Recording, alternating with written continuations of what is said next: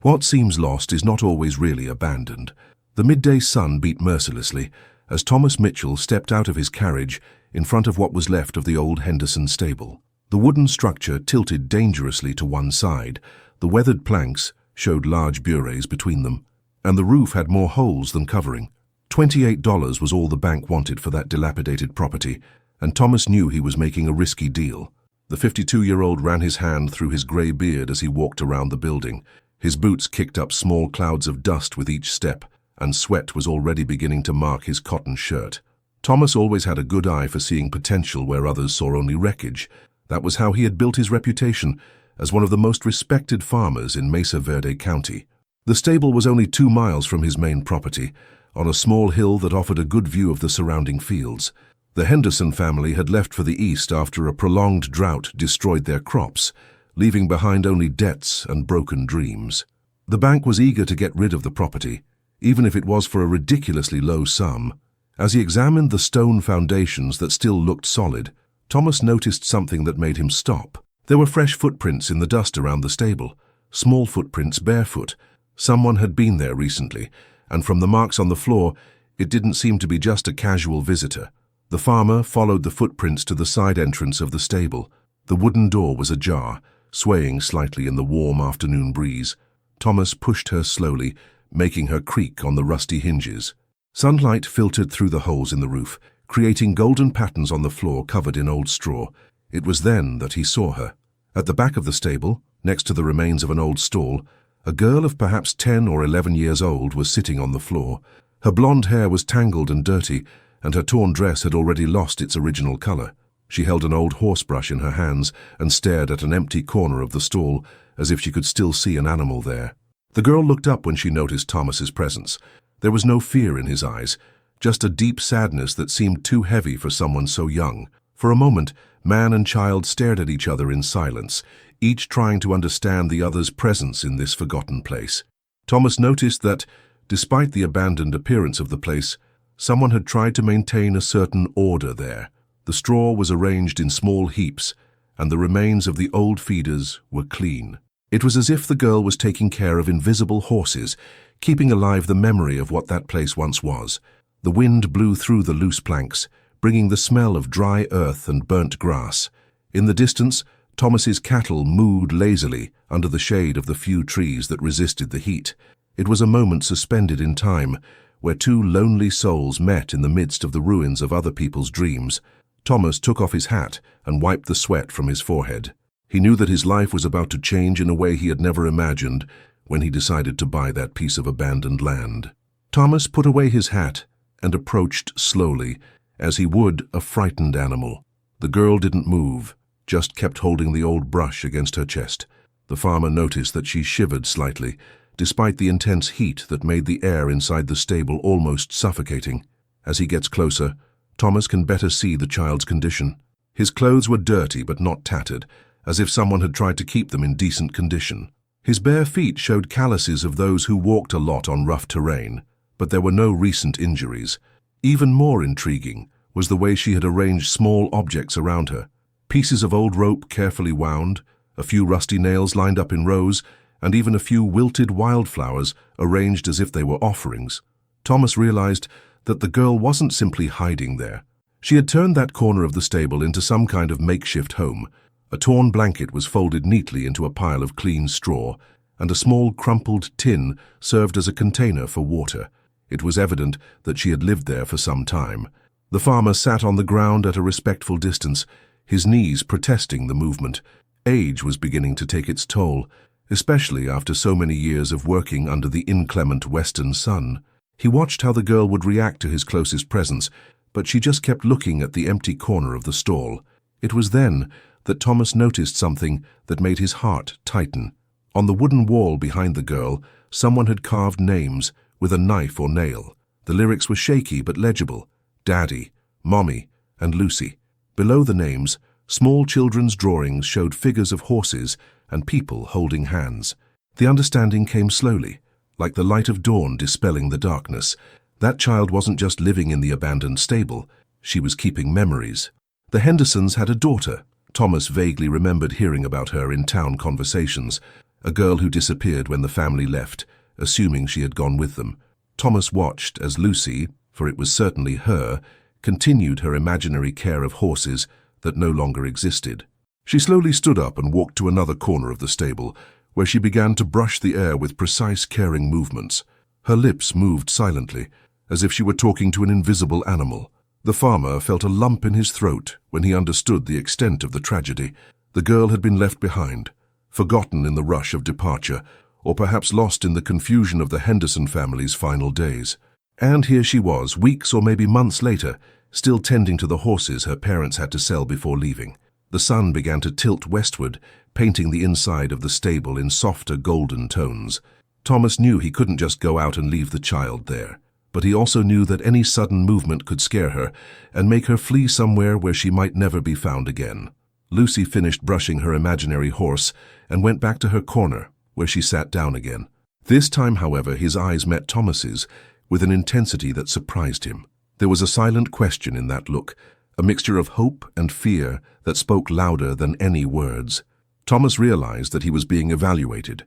The girl was deciding whether she could trust him, whether he represented salvation, or just another disappointment in her young life already marked by abandonment. The next few days brought a routine that Thomas had never expected to have. Every morning, after taking care of his own animals, he returned to the abandoned stable, not to work on the renovation he had planned, but to establish a constant presence that would not scare Lucy. The farmer developed his own silent rituals. He always arrived at the same time, sat in the same place, and simply watched as the girl continued her care of the invisible horses. Sometimes he brought with him tools that he didn't use, just to feel natural to be there. Other times she would carry a piece of bread or fruit in her bag, leaving them discreetly close enough so that Lucy could pick them up when she felt comfortable. On the third morning, Thomas noticed that the fruit he had left the day before had disappeared. On Wednesday, Lucy made eye contact with him for longer. On Thursday, she allowed him to sit a little closer without cowering or pulling away. Thomas began to understand the girl's patterns. She would wake up to the first ray of sunshine and immediately begin to check the empty stalls, as if expecting to find horses that had appeared during the night. Then, he would take his brush and begin the daily ritual of taking care of each imaginary animal, talking quietly with each one of them. The farmer realized that Lucy had created a whole routine based on real memories. She knew exactly how many horses the Henderson family owned, knew their individual personalities, and kept accurate feeding and brushing schedules. It was as if, by keeping the routine alive, she could keep alive the hope that her parents would come back for her. One morning, while watching Lucy arrange fresh straw in one of the stalls, Thomas made a decision. He got up slowly and walked to his carriage. From there, he took out a small bag of oats that he always carried for his own horses.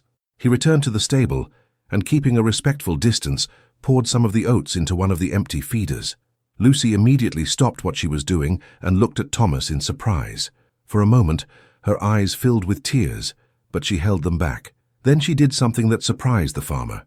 She smiled. It was a small, hesitant smile, but it was the first sign of genuine joy Thomas saw in her. From that day on, the dynamic between them changed subtly.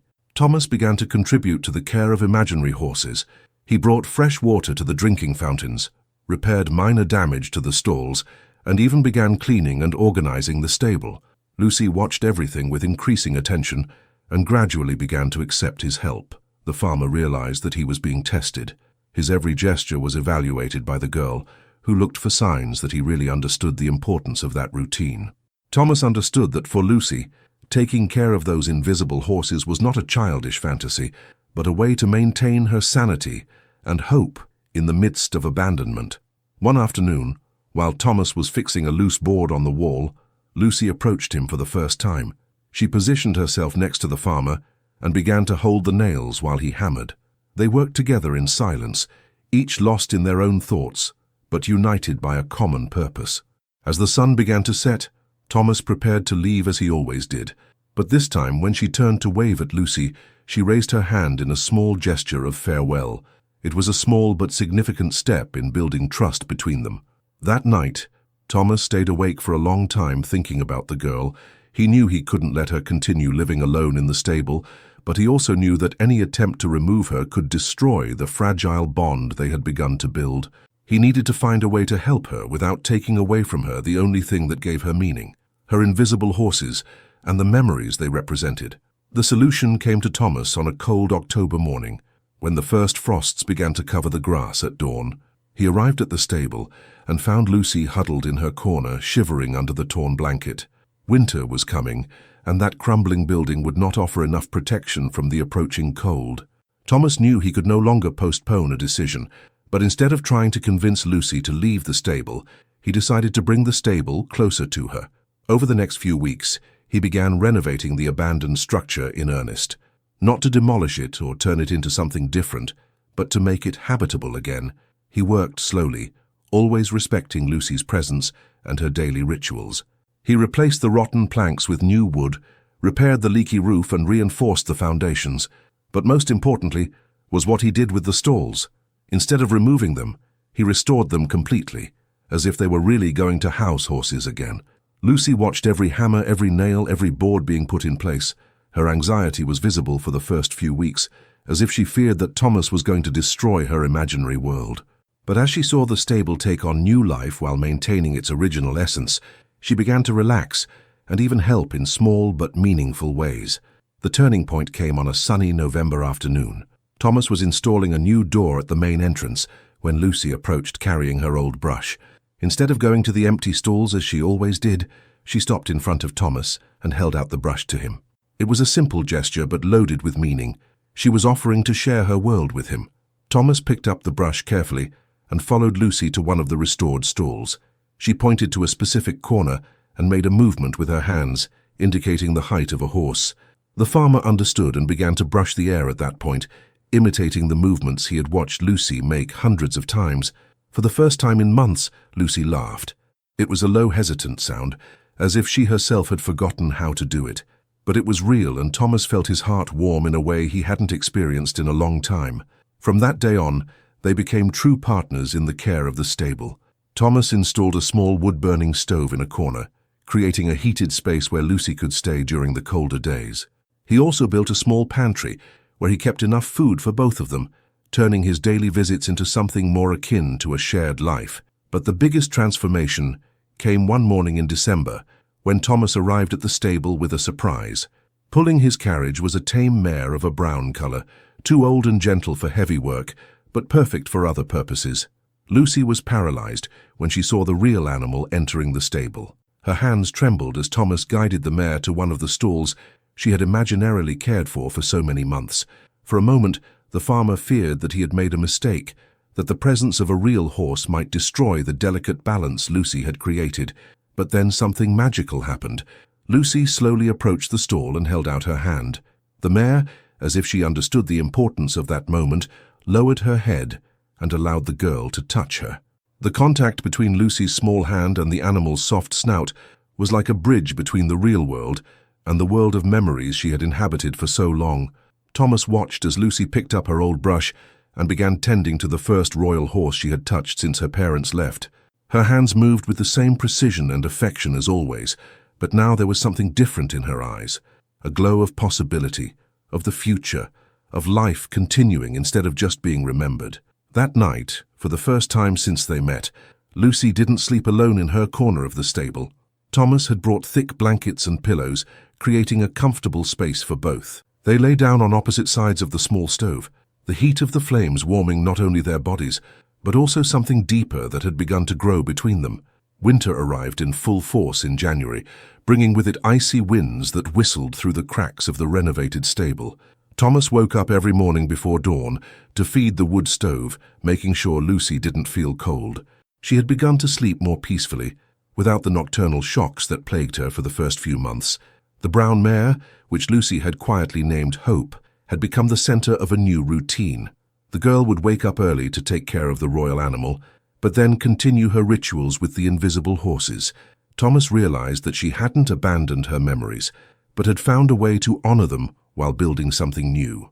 During the long winter nights, as the snow covered the world outside, Thomas began to tell Lucy stories, not made-up stories, but real memories of his own life in the West. He talked about storms he had faced, crops he had lost and regained, and the lessons the arid land had taught him over the years. Lucy listened in silence, but Thomas realized that every word was absorbed and stored. Sometimes she made small gestures with her head, showing that she understood. Other times his eyes filled with tears when Thomas talked about losses and new beginnings. She was learning that pain was part of life, but that it was also possible to move on without forgetting what was left behind. In February, something extraordinary happened. Lucy began to accompany Thomas on short outings of the stable, first just up to the gate of the property, then to the pasture where the cattle grazed, and finally to Thomas's main house. She always walked beside him, holding her small hand tightly in the farmer's calloused hand. Thomas's house was simple but comfortable, built with solid wood and local stone. It had been too empty since his wife had died years ago, and the extra rooms had never found purpose. Lucy explored every nook and cranny with quiet curiosity, touching furniture and objects as if she were discovering an entirely new world. Thomas prepared a special room for her upstairs, with windows overlooking the stable. He wanted Lucy to feel connected to both worlds, the past she held in her heart, and the future they were building together. On the wall of her room, she hung a small picture with drawings of horses that she had made in the dust of the stable floor, carefully preserved on paper. Spring brought deeper changes. Lucy began to show interest in the farm's activities beyond the care of the horses. She watched Thomas plant seeds, mend fences, and tend to livestock with the same focused attention she devoted to Hope. Gradually, he began to help with small tasks, always in silence, but with a dedication that touched the farmer's heart. Thomas realized that Lucy possessed a natural intuition for dealing with animals. She approached the cattle without fear, and the animals seemed to trust her instinctively. Her small hands were surprisingly adept at milking the cows, and she demonstrated endless patience when dealing with the toughest animals. In April, Thomas made a decision that had been maturing in his heart for months. One clear morning, he led Lucy to the small cemetery at the top of the hill where his wife was buried. There he knelt beside the tombstone and introduced Lucy to the woman he had loved for so many years. Thomas spoke quietly about Martha, about how she had always dreamed of having children, and about how happy she would be to know that he had found someone to care for and love. Lucy remained silent by his side, but for the first time since they met, she spontaneously held Thomas's hand and squeezed it tightly. It was at that moment, under the soft spring sun, and beside his wife's grave, that Thomas fully understood what Lucy had become to him. It wasn't just a child he had found and decided to help. She was the daughter he and Martha never had, the future that had been reborn from the ashes of their past. During the summer, Thomas began legal proceedings to officially adopt Lucy. The county judge knew the farmer's reputation and was impressed by the girl's transformation. Lucy still spoke little, but her presence radiated a peace that did not exist when she was found in the abandoned stable. The renovated stable became the heart of Thomas's expanded estate.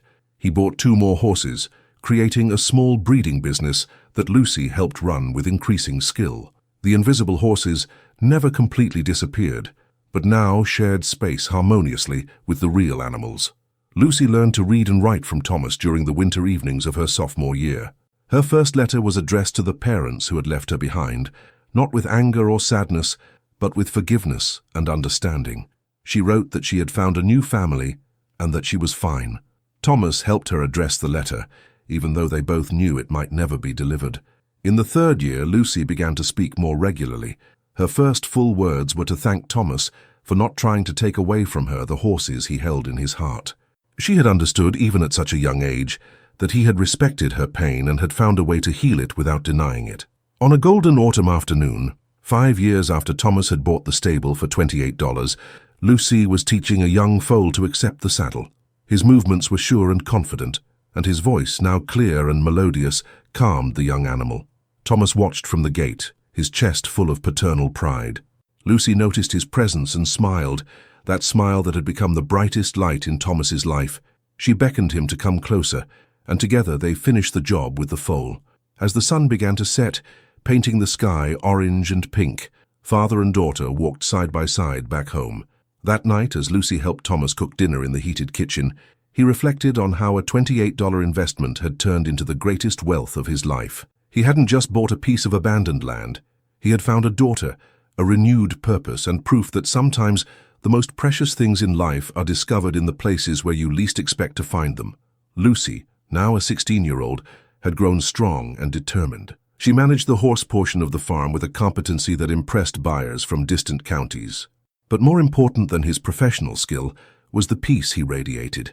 The same peace Thomas had seen born that first morning when he decided to sit on the dusty floor of a dilapidated stable and wait patiently for a frightened girl to trust him. Lucy's drawers still held the old brush she was holding when Thomas found it, not as a relic of sadness, but as a reminder that love can survive the greatest losses and flourish in the most arid soils. The stable, now prosperous and full of life, remained the place where invisible horses grazed alongside the real ones, where memories and hopes coexisted in perfect harmony. Thomas knew he had given Lucy more than a home. He had given her the chance to turn her pain into strength, her abandonment into purpose, and her loneliness into a family built not by blood, but by the conscious choice to love and care for one another. And in return, Lucy had given him the greatest gift a man can receive, the opportunity to be a father, protector, and witness to the miracle of a young life flourishing under patient care and unconditional love. If you enjoyed this exciting Wild West story, don't miss our upcoming adventures. Subscribe to the channel to follow more touching stories of courage, family, and redemption set in the wild heart of the American West.